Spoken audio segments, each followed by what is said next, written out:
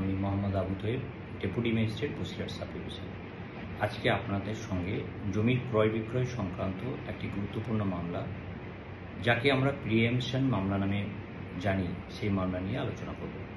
আজকের দিনে আমরা প্রত্যেকেই কম বেশি জমির মালিক, আর এই জমির মালিক হওয়ার সুবাদে জমির ক্রয় বিক্রয়ের সঙ্গে আমাদের প্রত্যক্ষ বা পরোক্ষভাবে একটা সংযোগ আছে। আর এই জমির ক্রয় বিক্রয়কেই কেন্দ্র করেই এই মামলার উৎপত্তি।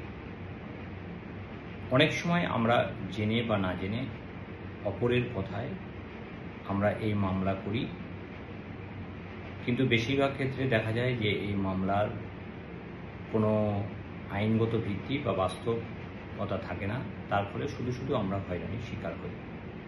আসুন আমরা জেনে নিই এই মামলা সংক্রান্ত গুরুত্বপূর্ণ কতগুলো বিষয়। প্রথমেই আমাদের জানতে হবে এই মামলার ভিত্তি কী বা উৎস কোথা থেকে। 1955 সালের পশ্চিমবঙ্গ সরকারের পশ্চিমবঙ্গ ভূমি সংস্কার আইন, সেই আইনের 8 নম্বর ধারাই হচ্ছে এই মামলার উৎস। এই 8 নম্বর ধারায় জমি ক্রয়ের ক্ষেত্রে যে অধিকার, সে অধিকার সম্পর্কিত বিশদে আলোচনা করা আছে। জমির এই উত্তরাধিকার বা অধিকার প্রিএমশন মামলা, সেই মামলা কারা কারা করতে পারে। প্রিএমশন মামলা কারা কারা করতে পারে?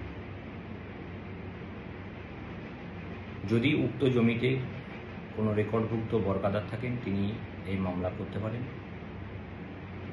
দ্বিতীয়ত, উক্ত জমির উত্তরাধিকার সূত্রে কোনো শরিক বা জমি ক্রয় করে উক্ত জমির কোনো শরিক হয়েছেন, তিনিও মামলা করতে পারেন। তৃতীয়ত, উক্ত জমির পার্শ্ববর্তী জমির মালিকগণও এই মামলা প্রিএমশন মামলা করতে পারেন। কতদিনের মধ্যে এই মামলা করতে হবে? 1955 সালের ভূমি সংস্কার আইনের 8 নম্বর ধারায় বিশদভাবে বর্ণনা করা আছে। এক্ষেত্রে বর্গাদার তিনি জমি রেজিস্ট্রি করে সম্পাদন করার দিন থেকে 3 মাসের মধ্যে আবেদন করবেন। উত্তরাধিকার সূত্রের যিনি শরিক বা ক্রয় করে যিনি শরিক হয়েছেন, তিনি 5(5) ধারায় বিজ্ঞপ্তি প্রকাশের 3 মাসের মধ্যে আবেদন করবেন।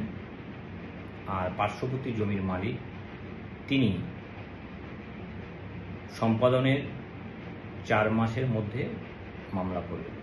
কোথায় মামলা করবেন?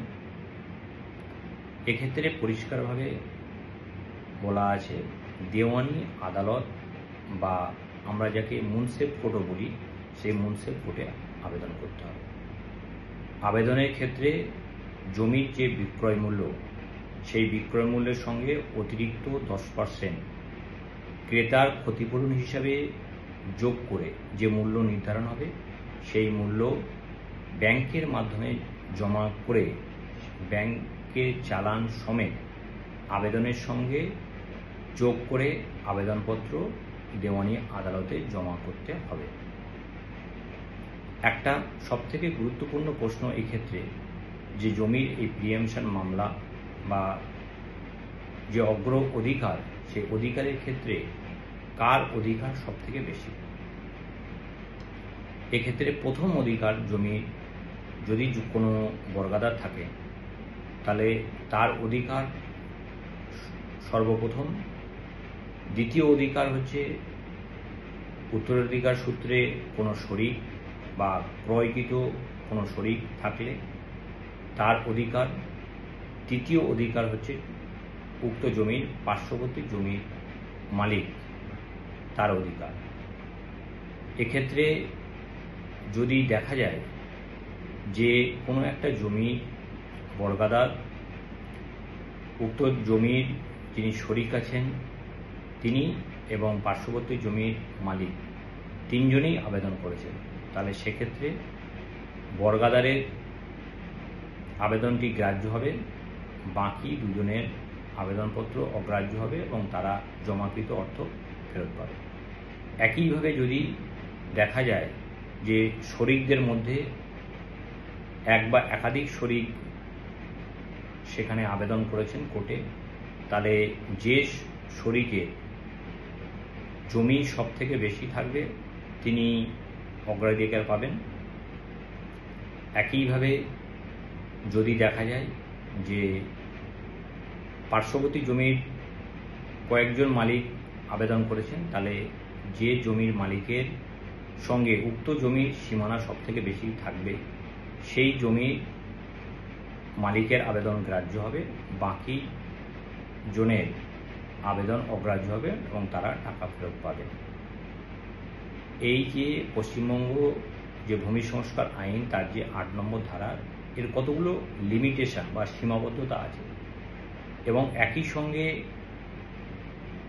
বিভিন্ন আদালতের দ্বারা বিভিন্ন সময় বিভিন্ন রকম পর্যবেক্ষণ এই ধারার এবং এই প্রিএমশন মামলার উপরে আছে। আমরা পরবর্তী ভিডিওতে এ বিষয়ে বিশদ আলোচনা করব। সকলে ভালো থাকুন, সুস্থ থাকুন।